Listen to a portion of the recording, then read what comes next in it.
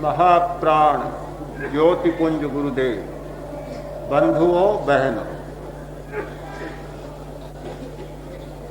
आज इस सप्ताह का 7वां दिन है और इस श्रृंखला का भी यह अंतिम दिन है। 6 दिन तक कुछ चर्चाएं हुई। उन चर्चाओं का सार संक्षेप आज हो रहा। अनुशासन आज के युग की एक विकट समस्या मानी जाती।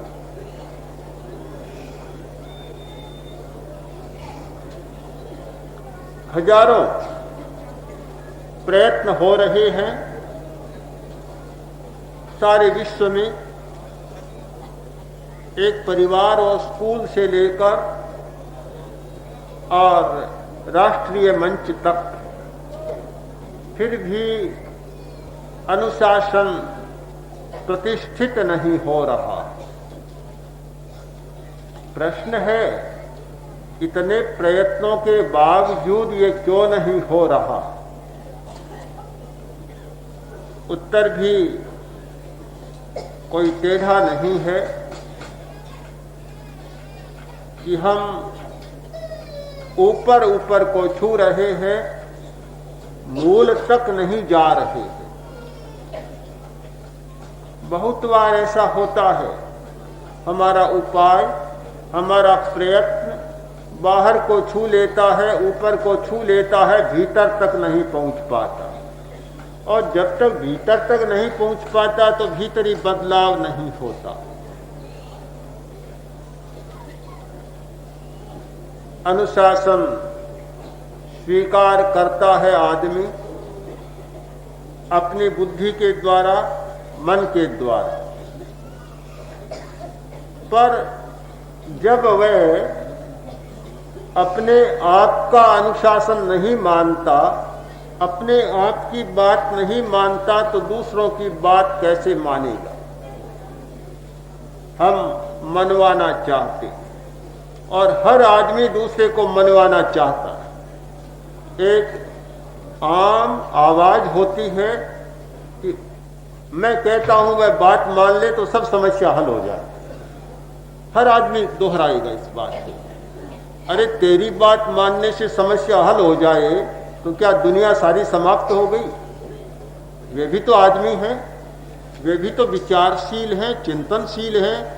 ये केवल तेरी बात मानने से सारी समस्या हल होती है तो कितना अच्छा हो कि तुम दूसरों की बात मान ले तो सारी समस्या हल हो जाए। ये पक्ष सामने नहीं आता। हमेशा यही कि मेरी बात वह मान ले तो सब कुछ ठीक हो सकता है। ये मनवाने की बात बहुत चलती है, पर कठिनाई यह है कि जो मनवाना चाहता है वह स्वयं नहीं मानता। दूसरों की बात छोड़ दें, अपनी बात भी नहीं मानता, अपनी आत्मा की बात भी नहीं मानता, केवल मनवाना चाहता है। और इसीलिए अनुशासन के सारे प्रयत्न बेकार होते चले जा रहे। अनुशासन को प्रस्थापित करने का सबसे पहला हमारा कदम होता है अपने श्वास का अनुशासन, अपने शरीर पर अनुशासन, अपनी वाणी पर अनुशासन और अपने मन पर अनुशासन। ये स्थिति हमारी बन जाती है तो फिर अनुशासन माना भी जा सकता है और अनुशासन मनवाया भी जा सकता है। दोनों बातें हो सकती है। जो अच्छा शिष्य नहीं होता वह कभी अच्छा गुरु नहीं हो सकता। अच्छा गुरु वही होता है जो अच्छा शिष्य होता है। शिष्य बनना नहीं चाहता कोई, गुरु बनने की भूख सब में है। कल परसों आचार्यवर ने कहा था, ये भूख इतनी जाग गई, समय आ सकता है कि गुरु ज्यादा और शिष्य कम मिले। ये विचित्र स्थिति चल रही है। हम लोग एक सप्ताह से अध्यात्म की चर्चा कर रहे हैं और अध्यात्म ही एकमात्र उपाय है अनुशासन लाने का।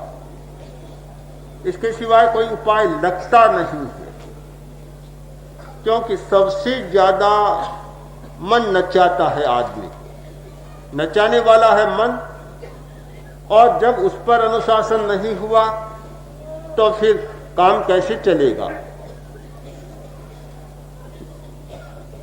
एक महिला जा रही थी, कोई दुर्घटना हो गई, सरकारी बस से उसने केस कर दी, अंगुली कट गई, आंगली तर्जनी कट गई। केस किया, न्यायाधीश के सामने उपस्थित हुई, केस किया 20,000 रुपया हर्जाने का। न्यायाधीश ने कहा एक छोटी सी अंगुली कटी और 20,000 रुपये हर्जाने के। वह बोली आपको छोटी सी लगती है, उसी के द्वारा तो मैं अपने पति को नचाती थी, आपको छोटी लगती है।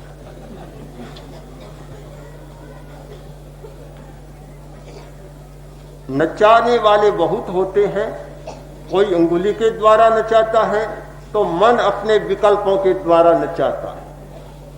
मन कोई बड़ा नहीं, अमूर्त सा लगता है, दिखाई भी नहीं देता, पर एक विकल्प मन में ऐसा उठता है कि सबको नचा देता, आदमी को नचाने वाला है। और जब तक उस पर नियंत्रण न हो तब तक अनुशासन की बात कैसे प्रस्थापित हो सकती है।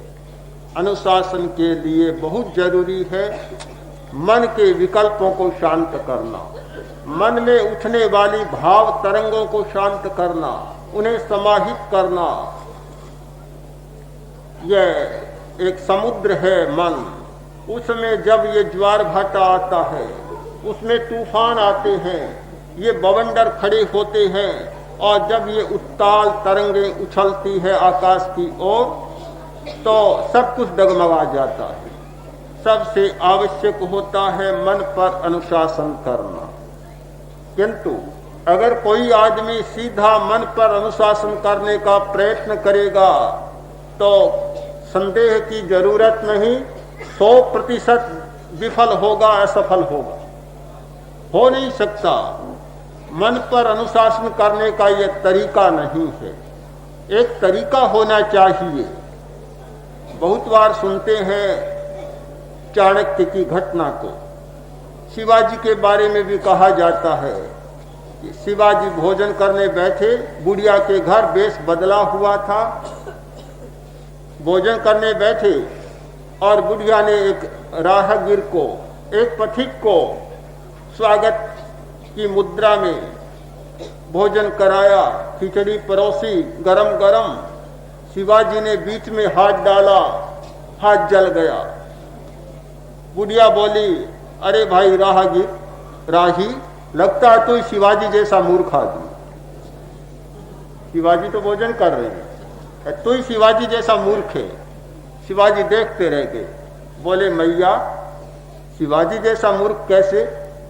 अरे इतना ही नहीं जानता, खिचड़ी इतनी गर्म है तो खानी है तो एक छोर से शुरू कर, किनारे से थोड़ी थोड़ी ठंडी होती जाए फिर खा ले, तब तो सही बात है। तू तो बीच में हाथ डालता है, यह तो ठीक बात है, पर शिवाजी मूर्ख कैसे हुआ?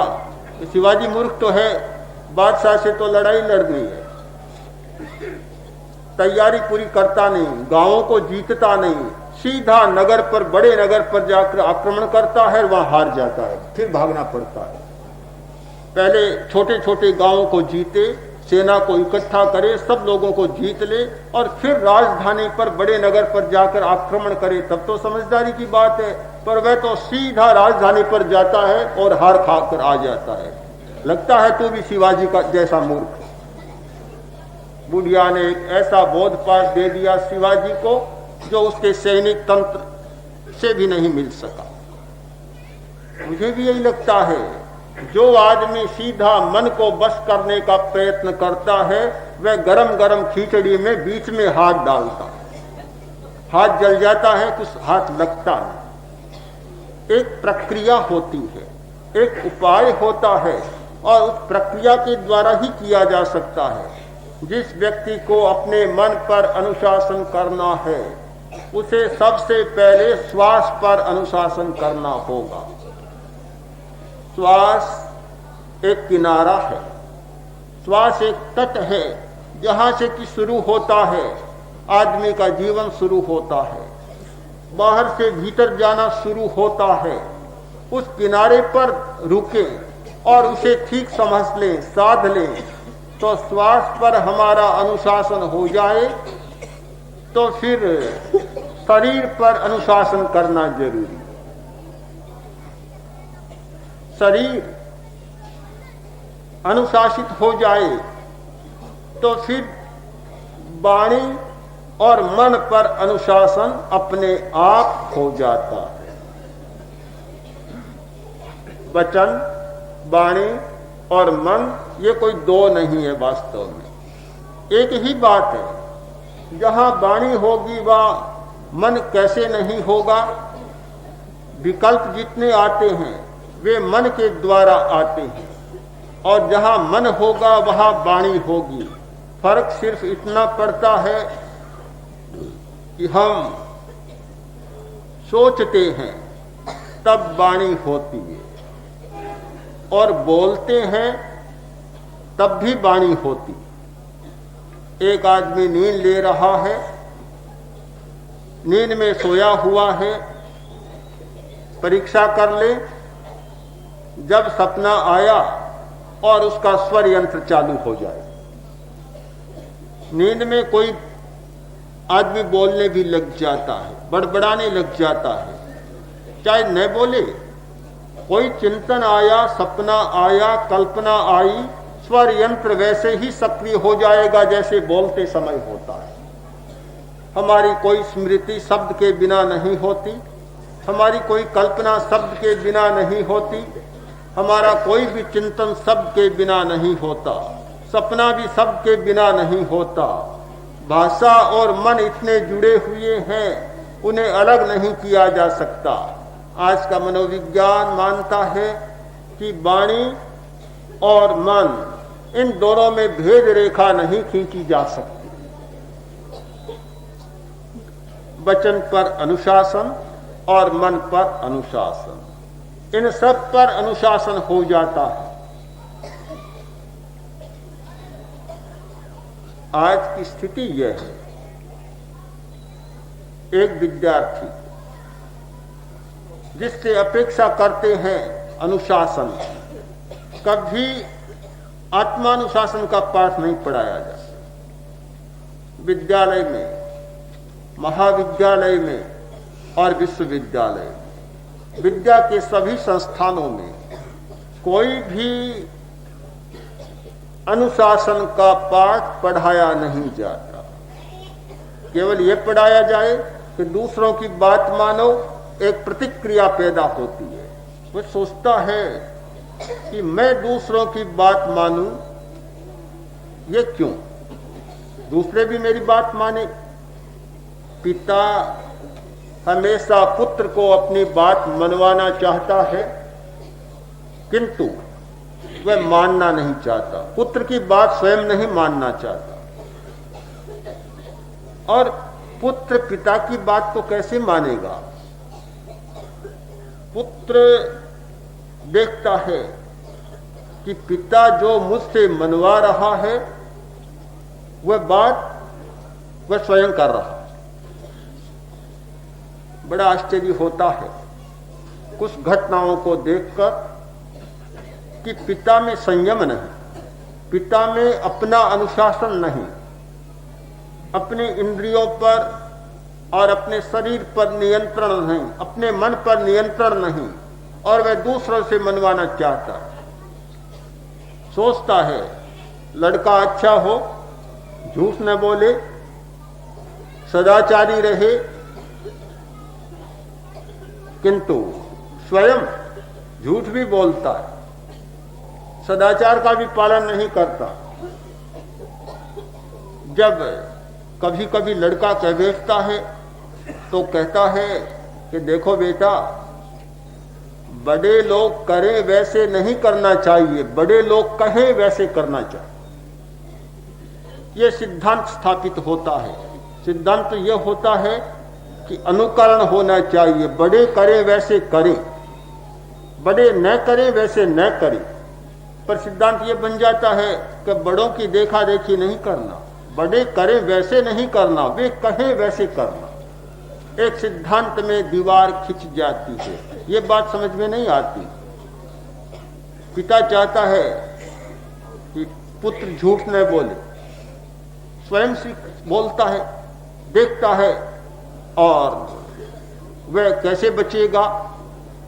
बड़ा आश्चर्य होता है। एक भाई आया, आकर बोला कि मेरा लड़का फाटका करना सीख गया, फाटका करता है, उसे समझाएं कि वह फाटका न करे। हमने पूछा, तुम स्वयं तो करते हो? कि मैं तो करता हूं, मैं करता हूं और मैं उसका दुख भी भोगता हूं। मुझे मालूम है कि फाटका करने वाले को कितना कष्ट सहना पड़ता है, पर यह तो न फंसे। बहुत शुभाशंसा है तुम्हारी, बहुत शुभकामना है, पर तुम तो फाटका करती जा रहे हो और तुम चाहते हो कि तुम्हारा बेटा न करे और तुम्हारी बात माने। ये कैसे होगा? एक घटना हमने देखी।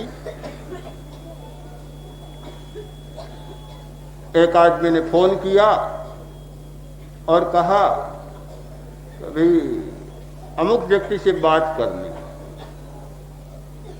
व्यक्ति वहां था पर बात करना नहीं चाहता था।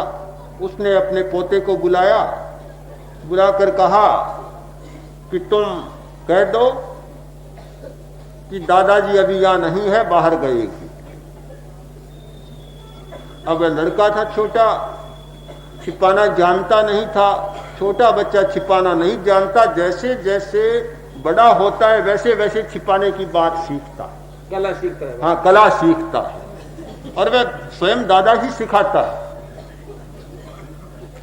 तो लड़का आया फोन पर, आकर बोला कि दादाजी ने कहा है कि यह तुम कह दो कि दादा आप घर में नहीं। कितनी सही बात कही। हाँ, बिल्कुल सही बात कह दी। अब दादा ये चाहे कि लड़का झूठ बोलना न सीखे, ये कैसे होगा? 1000 बार आप कहें कि झूठ बोलना न सीखे, किंतु जब बड़ों का आचरण देखता है उसी का प्रभाव होता है। एक छोटा बच्चा जितना अनुकरण से सीखता है उतना उपदेश से नहीं सीखता। ये उपदेश एक ऐसा हो गया, कई वाक्य आपने पढ़े होंगे लिखे हुए, उपदेश वह जिसे कोई चाहता नहीं, कोई नहीं चाहता, पर हर आदमी उपदेश दिए जा रहा है। हमारे इन दिनों में बहुत गोष्ठियां चली साधु साध्वियों की, प्रतिदिन चलती है। आचार्य वर ने कितनी बार स्पष्ट किया, ये उपदेश नहीं दिया जा रहा है, सच्चाइयों को प्रकट किया जा रहा है, प्रशिक्षण दिया जा रहा है। प्रशिक्षण में और उपदेश में बहुत बड़ा अंतर होता है। उपदेश की भाषा होती है ऐसा करना चाहिए, ऐसे करना चाहिए, ऐसे करना चाहिए, करता कोई नहीं सुनता इस बात को। और इसका कारण भी है, उपदेश की जो भाषा होती है वह कान के द्वारा हमारे मस्तिष्क तक पहुंचती, मस्तिष्क को छूती है, वहां आदमी बदलता नहीं। बदलने का संस्थान दूसरा है, बदलता है आदमी ग्रंथि तंत्र के द्वारा, अंतःकरण में बदलता है, और वहां तक शब्द पहुंचता नहीं है। जहां शब्द पहुंचता है वहां आदमी बदलता नहीं, और जहां आदमी बदलता है वहां शब्द पहुंच पाता नहीं। बदलने की प्रक्रिया है अभ्यास, प्रेक्षा, ध्यान एक प्रयोग है, उपदेश नहीं, प्रयोग। स्वयं करें, स्वयं जाने, स्वयं अनुभव करें और अपने अनुभव से आगे बढ़ें। हमने देखा ऐसे लोग आते हैं शिविरों में जो एक दिन में 50-50 सिगरेट पी जाते हैं, 60-60, 70-70। गंगा शहर में शिविर था, एक भाई शिविर में आया, 50-60 सिगरेट रोज पीने वाला। मेरे सामने की बात है। लोगों ने कहा तुम सिगरेट पीना छोड़ दो, बहुत बुरा, कालजा जल जाता है, बहुत नुकसान होते हैं। पढ़ा लिखा युवक था, ग्रेजुएट। वह बोला उपदेश मत दो, मैं तुमसे ज्यादा जानता हूं, बीए हूं, पुराने जमाने का, कुछ वर्ष पहले का बीए। क्या उपदेश देते हो? क्या मैं बुराइयों को नहीं जानता? जानता हूं, पर मैं छोड़ूंगा नहीं। अब बोला क्या करे? शिविर में आया और कोई उपदेश नहीं दिया, अभी सिगरेट छोड़ दो। हमारे शरीर में एक केंद्र है, यह कान का हिस्सा, वह ध्यान का अभ्यास कराया गया और यह हिस्सा यहाँ का इतना महत्वपूर्ण है कि जहां नशे की आदतें बदल जाती। प्रयोग कराया गया, अपने आप जो 60-50 की संख्या थी 2-4 में आ गई, फिर भी छोड़ी नहीं। एक दिन हमने पूछा कि तुमने छोड़ी क्यों नहीं? क्या मन में कोई ग्लानि पैदा नहीं हुई, अरुचि पैदा नहीं हुई? वह बोला मत पूछिए बात, इतनी अरुचि पैदा हो गई कि मैं एक और तो जब 50-60 सिगरेट पीता था, आजकल 2-3 पीता हूं, बदबू आने लग गई। हर सिगरेट के बाद मुझे इलायची खानी पड़ती। तो फिर क्यों पकड़े बैठे हो? कि मैं भी जिद्दी आदमी हूं, लोगों ने मुझे बहुत कहा तो मैंने भी ये संकल्प कर लिया कि छोड़ूंगा तो बिल्कुल नहीं। पर अब बिल्कुल मन में नहीं है, भावना नहीं है कि पीऊं, पीने की इच्छा भी नहीं, अरुचि हो गई और बड़ी दुर्गंध आने लग गई। भीतर से छूट गई। हाँ, भीतर से छूट गई। 50-60 सिगरेट पीने में मुझे कोई बदबू नहीं आती थी, आजकल 1-2 पीता हूं और पीने के बाद इलायची जरूर मुझे खानी पड़ती है। दिखाई कि जेब में अभी इलायची है, सिगरेट। तो ये परिवर्तन होता है भीतर में, अभ्यास के द्वारा, चेतना के द्वारा, प्राण शक्ति के द्वारा। जब हम भीतर में पहुंचते हैं और हमारी भीतर की दुनिया इतनी विशाल, इतनी विराट है कि जिसका दर्शन करता है वही उसको जान पाता है, दूसरा आदमी नहीं जान पाता। वहां जब हम पहुंचते हैं तो हमारे रसायन बदलने शुरू हो जाते। 1000 उपदेश जो काम नहीं करते, एक रसायन बदलता है, वह काम अपने आप हो जाता है। इस एक 7 दिन की लंबी चर्चा में जो एक निष्कर्ष हमारे सामने आता है वह यह है कि हम प्रयोग करना भी सीखें। धर्म एक प्रयोग है, धर्म प्रायोगिक होता है। हमने धर्म को मात्र एक सिद्धांत मान लिया। धर्म कोई सिद्धांत ही नहीं है, वह जीवन का एक प्रयोग है, जीवन का एक व्यवहार है। इस प्रयोग का पहला चरण आपके सामने आया, अणुव्रत एक प्रयोग होना चाहिए। धार्मिक के जीवन का व्यवहार बदलना चाहिए। जिसका व्यवहार बदलता है तो पता चलता है कि वह भीतर में बदल गया, या जो भीतर में बदलता है तो उसका व्यवहार भी बदल जाता है। दोनों बातें साथ साथ होती है। जिसका व्यवहार भी न बदले, कैसे पता चले कि वह भीतर में बदल गया? उसका पता नहीं लगाया जा सकता। हम सचमुच प्रयोग करना सीखें। हमारे सामने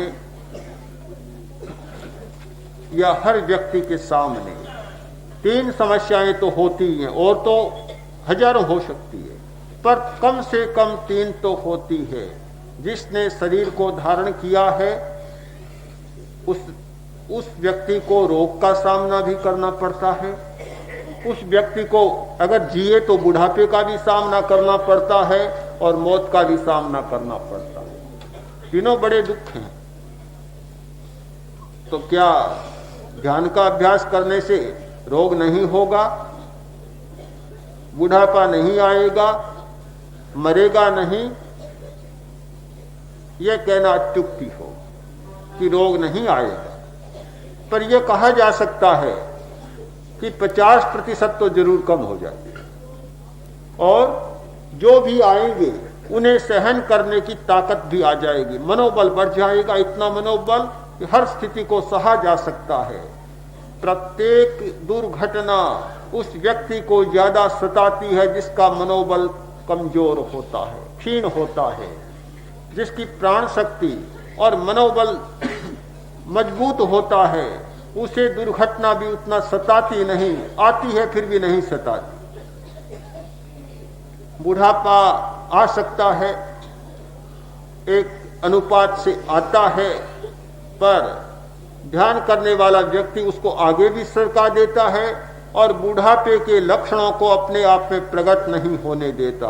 उसकी स्मृति, उसकी मेधा, उसकी बुद्धि जीवन भर निर्मल बनी रहती है और उसमें कोई अंतर नहीं आता। यह शिकायत नहीं होती। आजकल तो छोटे बच्चों की शिकायत कि स्मृति बहुत कमजोर है।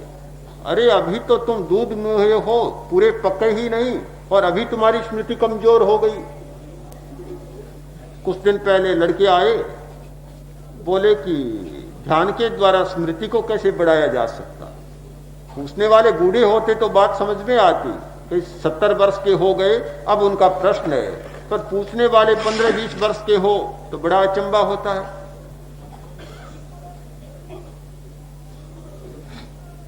ध्यान के द्वारा मौत को टाला नहीं जा सकता। अगर कोई कहे कि ध्यान करने वाला नहीं मरेगा तो बहुत झूठ बात होगी। मरेगा जरूर, कोई भी अमर नहीं होगा, पर सुख की मौत मरेगा, जागृत मौत से मरेगा, मूर्छा की मौत वह नहीं मरेगा। एक हमारे सामने एक बहुत सुंदर धर्म का प्रयोग है ध्यान, और उसका प्रेक्षा ध्यान जो आज रूप सामने आया है। मैं मानता हूं कि जैन साधना पद्धति में जो एक निमेष आ गया था, उन्मेष के स्थान पर निमेष आ गया था। जो फूल खिला हुआ था वह कुछ मुरझा गया था, कुम्हला गया था। आचार्य श्री तुलसी के नेतृत्व में, उनके वर्तमान में शासन काल में एक इससे बहुत बड़ी घटना मानता हूं कि तेरा पंथ संघ में ध्यान का प्रयोग फिर से शुरू हुआ। न केवल हमारे लिए, किंतु आज समूचे जैन समाज में इसकी एक चर्चा ही नहीं, होड़ लगी हुई है, जिज्ञासा है और सब जगह प्रयोग भी चालू हो गया। प्रत्येक संप्रदाय में दिगंबर लोग भी, मूर्ति पूजक, स्थानकवासी, सभी समाजों के लोग बड़ी उत्सुकता के साथ और बड़ी आतुरता के साथ इसका प्रयोग कर रहे हैं और अधिक से अधिक इसे विकसित करने की बात भी सोच रहे हैं। न केवल जैन समाज में, किंतु अन्य समाज में भी समूची भारतीय पद्धति में प्रेक्षा ध्यान का जो स्थान बना है, उसकी चर्चा आप आचार्य वर्ग के प्रवचन में सुनेंगे। तो अब इस उपसंहार की भाषा में मैं इतना कहकर और अपनी बात को समाप्त करना चाहता हूं। इससे घबराए नहीं, घबराए नहीं। लड़के ने पूछा पिता से, पिताजी नरक में स्कूल होता है क्या? पिता ने कहा नहीं होता। तब फिर वहां जाने से लोग क्यों घबराते? स्कूल हो तब तो घबराने की बात है वहां जाने से। जब वहां स्कूल ही नहीं है तो फिर घबराने की ऐसी क्या बात है? ध्यान कोई नरक का स्कूल नहीं है, आपको घबराने की जरूरत नहीं। बहुत लोग डरते हैं, कैसे होगा, 1 घंटा कैसे बैठा जा सकता है, कैसे बैठा जा सकता है। लाडनू के एक भाई हैं, काफी वर्ष के हैं, लगभग 60-70 वर्ष के होंगे। तो उन्होंने कहा कि ध्यान की तो इच्छा है पर 1 घंटा बैठा नहीं जा सकता। हमने कहा पहले ही क्यों सोचते हो नहीं बैठा जा सकता? अभ्यास शुरू किया, 1 घंटा मजे से बैठने लगे। तो घबराने की बात नहीं, केवल उसे समझने की, जानने की जरूरत है। घबराए नहीं, उसमें प्रवेश करें, जानने का अभ्यास करें, तो मुझे विश्वास है कि यह हमारे जीवन के लिए एक बहुत बड़ा वरदान सिद्ध होता है। यही कारण है, मैंने बताया था ना अभी, कि बोलना और सोचना दोनों साथ साथ चलते हैं। तो सोचता है तो साथ में बोलने भी लग जाता है। सपना भी सोचना है, कल्पना है, इसलिए बोलने भी लग जाता है। मूर्छित हो गया, जागता भी है, नींद भी लेता है, जागता भी है। जागता है तो सारी क्रिया करता है। हाँ, प्रश्न इतना बड़ा है कि प्रश्नकर्ता ने यह नहीं सोचा कि 9 बजे कार्यक्रम को समाप्त होना है, यही सोचा कि 4 बजे तक सुबह बैठे रहना है।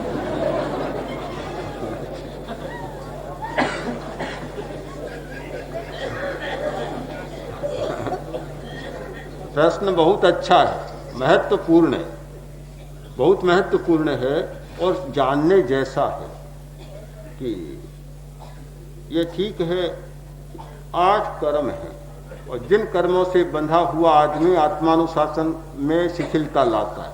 आत्मानुशासन नहीं आता उसका कारण कर्म है, और कर्म के प्रकट होने के हमारे शरीर में चक्र चैतन्य केंद्र हैं, ग्रंथियां हैं। उदाहरण के रूप में जैसे ये एड्रीनल या तेजस केंद्र, नाभि का जो स्थान है, यह मोहनीय कर्म के उदय होने का स्थान।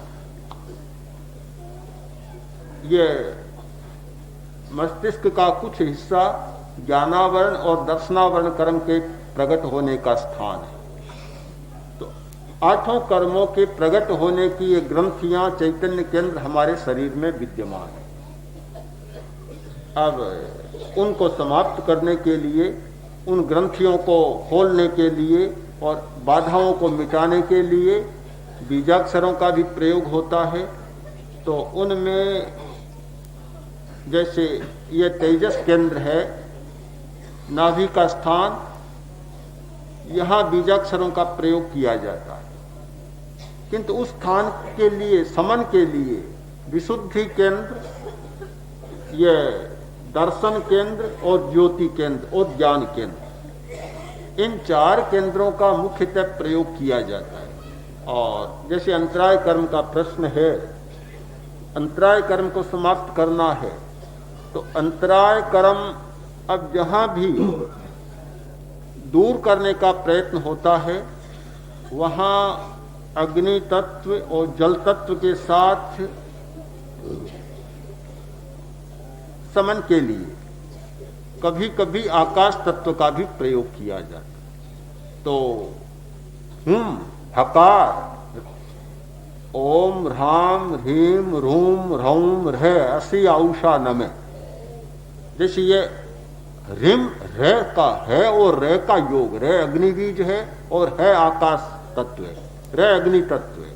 और जहां रे, जिसमें दोनों तत्वों का समावेश होता है, अगर इस शब्द का, इस बीजाक्षर का प्रयोग किया जाता है तो शुद्धिकरण के लिए बहुत अच्छी भूमिका बन जाती है। अंतराय कर्म को मिटाना है तो उन आत्माओं का ध्यान करना होगा कि जिनकी सारी बाधाएं समाप्त हो गई है। अब्बा बाह शिव मैल मरुय मणंत मक्खय मब्बा बाह मपुनरावत्तयम सिद्धि गई नाम ध्येयं ठाणं संपत्ताणम।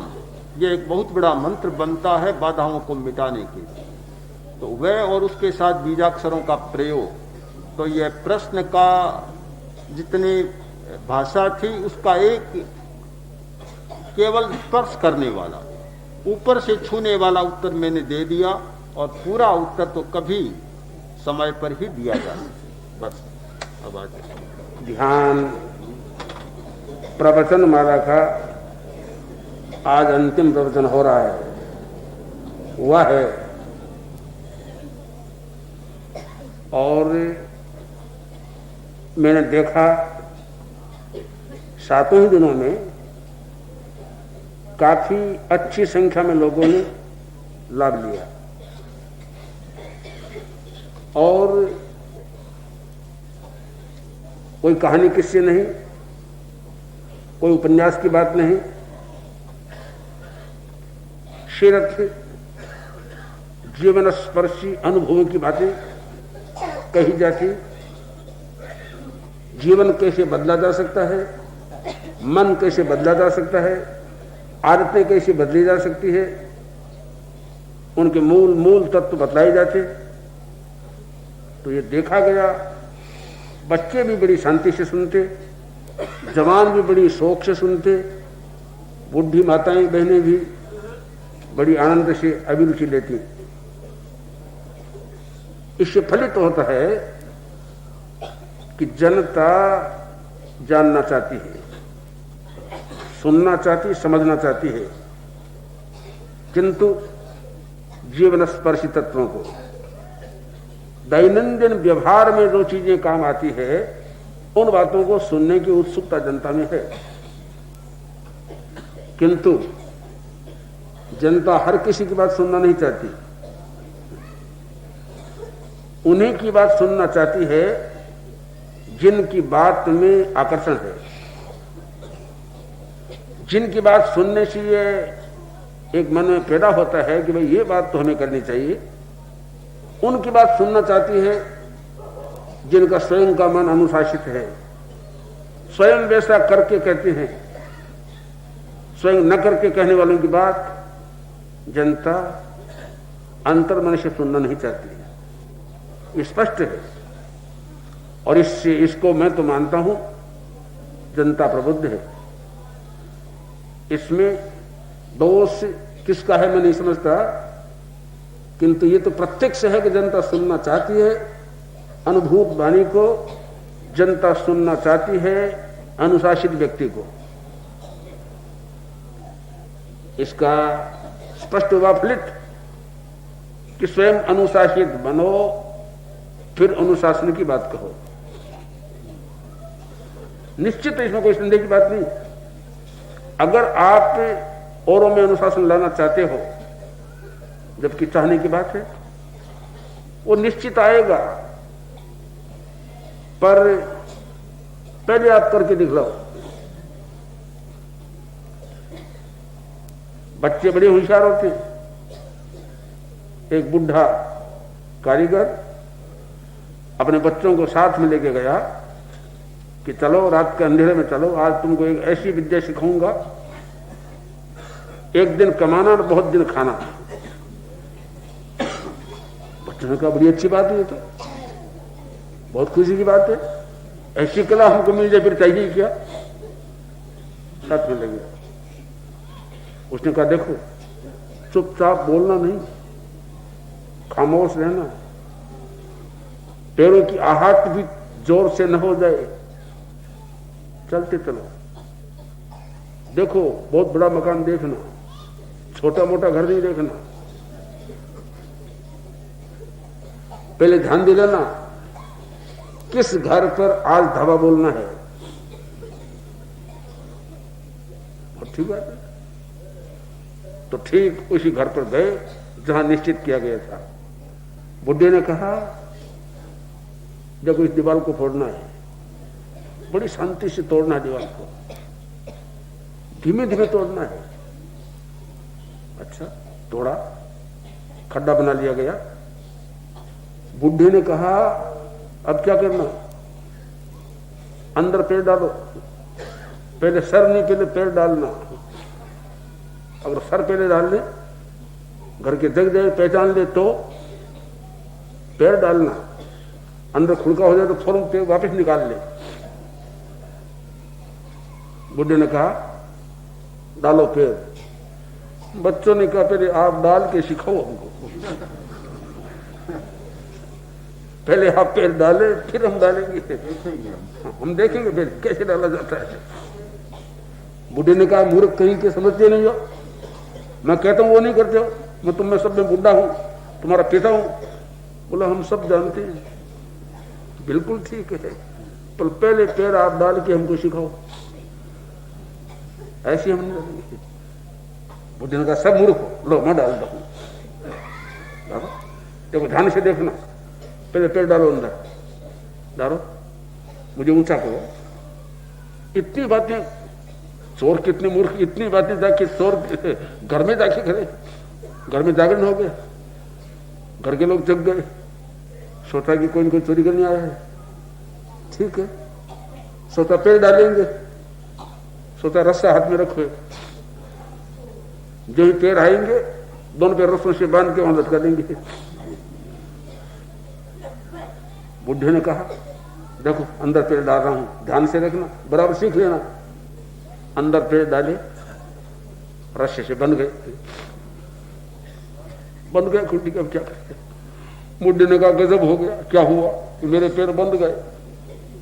वो बस बंद गए, हम भी बन जाते तो।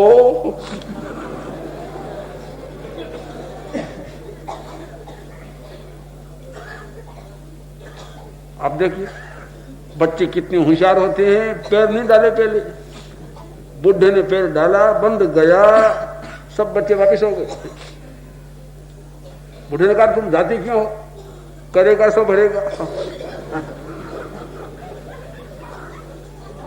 सीधी बात है, जो करेगा सो भरेगा। कहानी का मतलब नहीं है यहां, मतलब इतना ही है कि बच्चे सब के सब जबान शिक्षा उपदेश लेना नहीं चाहते, वो क्रिया देखना चाहते हैं।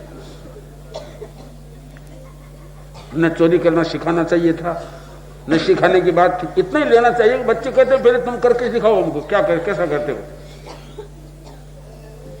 ये बात है, इसलिए पहले शासन, निज पर शासन, फिर अनुशासन का जो नारा हमने दिया है, मेरा विश्वास है कि नारा इतना शक्तिशाली होगा, इतना सामर्थ्य इसमें है कि निज पर शासन फिर अनुशासन।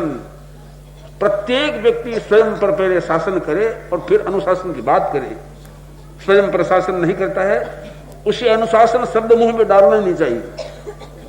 शब्द निकम्मा नहीं है, शब्द बड़ा कीमती होता है, बहुत बड़ा कीमती होता है। उस शब्द की कीमत को बराबर आंकना है तो पहले शासन करो अपने पर, फिर अनुशासन की बात करो। ये बात है। हमारा अनुव्रत क्या कहता है? यही तो अनुव्रत कहता है। अनुव्रत कभी नहीं कहता कि तुम औरों पर शासन करो, वो कहता पहले खुद समझो, अहिंसक बनो, सत्यवादी बनो, प्रामाणिक बनो, ईमानदार बनो, सदाचारी बनो, सद्व्यवहारी बनो। इसी बात कहता है। फिर क्या होगा? फिर आप क्या देखा, दूसरे बनेंगे, तीसरे बनेंगे, कब तक बनेंगे? तब तक बनेंगे जब तक बनना है। किंतु अगर एक व्यक्ति भी सदाचारी प्रामाणिक नहीं बना, दूसरे व्यक्तियों को असर नहीं होगा। अनुव्रत यह काम करता था। किंतु अनुव्रत तो ये चर्चा करता, काम करता। प्रश्न यह आता क्या करें? छोड़ना चाहते हैं, बुरे बनना चाहते नहीं, चोरी करना चाहते नहीं, अप्रामाणिक होना चाहते नहीं, फिर हो जाते हैं। क्या करें, क्या करें, क्या करें, कैसे करें? इस प्रश्न का समाधान देने के लिए ये प्रेक्षा जागी है। ये हमारे महाप्रज्ञ नहीं, ये प्रेक्षा जागी है। प्रेक्षा के रूप में प्रकट हुए। इन्होंने कहा ये करो, प्रेक्षा करो, ये सारा अनुव्रत का राज। प्रेक्षा करो। क्या होगा? जो चाहते हो वह होगा। तुम चाहते हो हम साहूकार बनना चाहते हैं, प्रेक्षा से तुम साहूकार बनोगी। तुम चाहते हो हम व्यसन मुक्त होना चाहते हैं, प्रेक्षा से तुम व्यसन मुक्त हो जाओगी। तुम चाहते हो हम प्रतिष्ठित बनना चाहते हैं, प्रेक्षा से तुम प्रतिष्ठित बन जाओगी। और बन जाओगी नहीं, बन रहे हैं। हमने प्रत्यक्ष देखा है। भीतर की वृत्तियां बदल गई है, बदल जा रही है, बदली जा रही है। ग्लैंस बदले जा रहे हैं और ये स्राव बदले जा रहे हैं। ऐसा सही रास्ता निकल पड़ा है। अब मुझे लगता है अनुव्रत अधूरा होता, अधूरा रहता अगर प्रेक्षा नहीं होती। प्रेक्षा भी अधूरी रहती अगर अनुव्रत नहीं होता। ये एक दूसरे के पूरक बन गए हैं। प्रेक्षा करें, अनुव्रती बने, अनुव्रती बने, प्रेक्षा करें। दोनों का संयोग मिलने से क्या हुआ है? एक पूरक तत्व बन गया है और इससे समाज का, व्यक्ति का, जनता का, राष्ट्र का बहुत बड़ा भला होगा, ऐसा हमारी कल्पना है। स्वर्णिम भविष्य है आगे, ये हमने पद डाला है। स्वर्णिम भविष्य है आगे, आगे स्वर्णिम भविष्य है, ये सोचिए। और मैं आपको क्या कहूं, आज प्रेक्षा ध्यान की, प्रेक्षा की चीजें मैं आपको क्या बतलाऊं। मेरे पास में एक पत्र है, आपको दिखलाऊंगा उस पत्र को। पता नहीं अंधेरे में आप पढ़ नहीं सकेंगे, देख लेंगे जरूर। ये पत्र है, पढ़ते हो?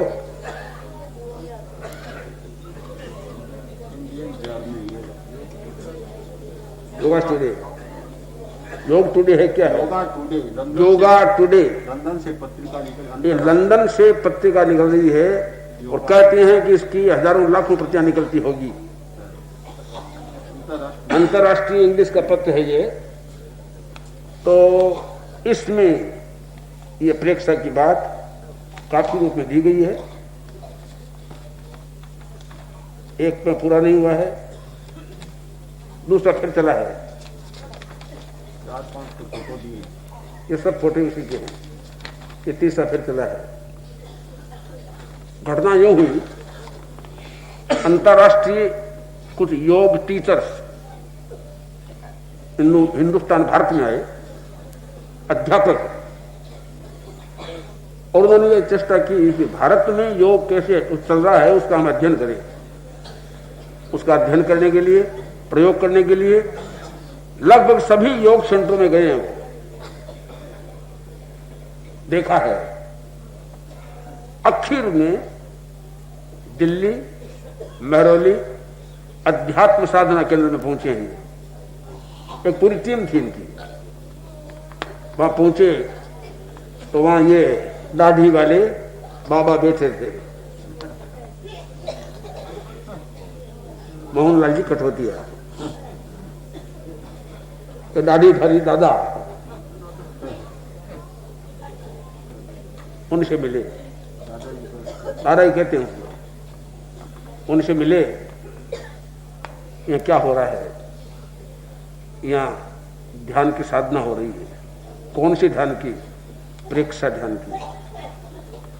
हम भी कर सकते हैं, अवश्य कर सकते हैं। वहां फिर ये प्रयोग कर रहे हैं, ये इंग्लिशमैन लोग प्रयोग कर रहे हैं ध्यान का। प्रयोग करके देखा। कुछ लोगों ने कहा हमको इतना टाइम नहीं है, कुछ लोगों ने हम तो पूरा प्रयोग करके देखेंगे कैसा है। वहां पूरा प्रयोग किया उन्होंने। प्रयोग करने के बाद में फिर यहां से वो गए विदेश जाके, उन्होंने फिर पूरा विवरण लिखा है, यात्रा विवरण लिखा है। और इस विवरण में आप पढ़ोगे आपको पता चल जाएगा। भावना ये लिखी उसमें कि हम सारे भारत में घूमे, सब जगह हमने योग के प्रयोग देखे, किंतु हमारा मन कहीं संतुष्ट नहीं हुआ। यहां अध्यात्म साधना केंद्र में हमको बड़ा संतोष मिला।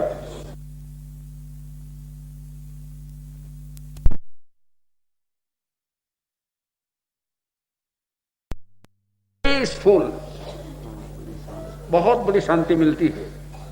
एक शब्द फिर दिया ऐसा कोई महत्वपूर्ण शब्द दिया इसमें, और कहा कि इस प्रयोग से हम बड़े संतुष्ट हुए हैं और हमको लगता है कि ये प्रयोग जनता के मन को आकृष्ट करेगा। सबसे ज्यादा आकर्षित किया इस पद्धति ने हमको सबसे ज्यादा आकृष्ट किया है। अब जब ये ऐसी चीजें सब जगह जाती है तब एडवर्टाइज की जरूरत नहीं होती है, अपने आप लोग समझते हैं। तो मैंने आपको पत्र लाया, फोटो प्रिंट या भेजा है उन्होंने। तो इससे आप अंदाजा लगाइए, आज वो लिखने वाले जैन नहीं है, लिखने वाले भारतीय नहीं है, हिंदू भी नहीं है, वे लोग हैं जो योग का परीक्षण कर रहे हैं। उन्होंने ये बातें लिखी। तो अब आप जरा समझिए कि दिए तले अंधेरा, रात दिन यहां बैठे रहते, समझते सुनते रहते हैं। उनको जितना अध्ययन ज्ञान नहीं, उतना अध्ययन उनको हो रहा है। अतः अब हम अनुशासन की बात करना चाहते हैं। पहले शासन फिर अनुशासन। क्या बोला? निज पर शासन नहीं। आवाज मत लगाइए, आवाज की बात नहीं है, सुन लीजिए। निज पर शासन फिर अनुशासन। अनुशासन वर्ष 11 तारीख को मध्याह्न में प्रारंभ हो रहा है। कहां हो रहा है? कहां? ताल में?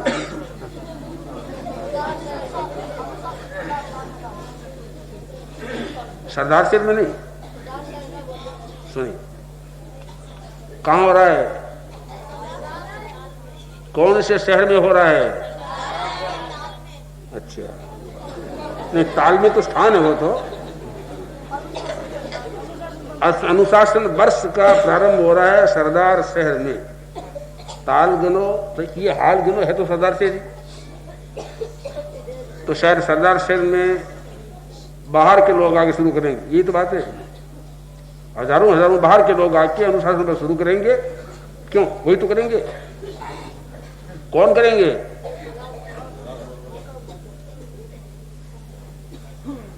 कौन करेंगे? तुम बोल रहे हो,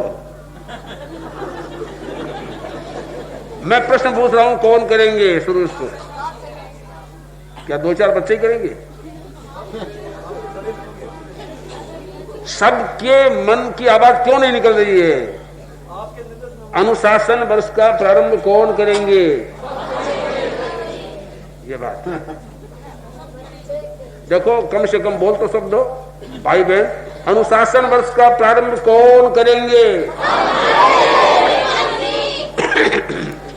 अच्छा, मैं एक बात कहना चाहता हूं, ध्यान से सुन लीजिए।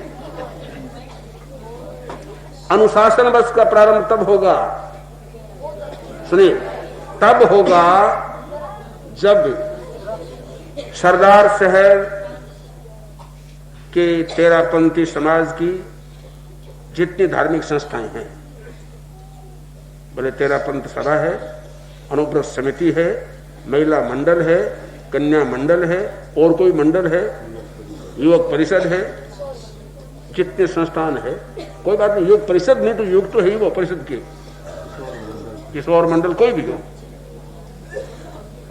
इन सब का काम होगा कि वे देश भर को अनुशासन वर्ष का सक्रिय संदेश देंगे। कोई पूछे, अभी बहन ने पूछा कि अनुशासन को कैसे उतारे, पूछा था ना, जीवन में कैसे उतारे, या कहेंगे ऐसे उतारे। एक उदाहरण, आपको उदाहरण पेश करना पड़ेगा। मैं जबानी जमा खर्च में विश्वास नहीं करता हूं, हालांकि मर्यादा महोत्सव यहां होने के कारण, अनुशासन वर्ष का यहां क्रम होने के कारण अभी वर्तमान में सरदार शहर के काफी लोग संतुलित है, और परस्पर का जो वैमत्य था वो काफी सम है। मैं ये नहीं चाहता केवल ऊपर से सब हो जाए, ऊपर का समीकरण नहीं, अंतःकरण का समीकरण हो। और इसका उदाहरण पेश करें, आप निश्चित समझिए इसका परिणाम होने वाला है। लोगों ने कहा रैली निकलेगी सब इकाइयों की, जो इकाई अनुशासन का परिचय देंगी सबसे अधिक उसको संबोधित किया जाएगा, उसके पीछे कोई शब्द लगेगा। मेरी रैली दूसरी है, वो तो केवल चल के दिखा देंगे शांति से। मैं केवल चल के दिखाने के पक्ष में नहीं हूं, पहले वास्तव में वैसे बन के फिर चल के दिखाए। अभी टाइम कितना हाथ में है?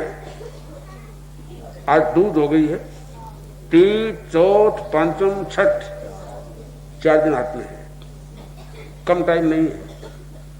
अगर इन 7 दिनों के अनुशासन प्रवचन का कुछ असर हुआ हो, अगर 7 दिन के प्रातःकालीन सरस दयाचार्य के प्रवचन का कुछ असर हुआ हो, वही समझ लीजिए, असर हुआ हो, तो 4 दिन तो बहुत ज्यादा है, 4 घंटा भी काफी है। जितने इन संस्थानों के सक्रिय कार्यकर्ता थे या है, एकजुट मिलके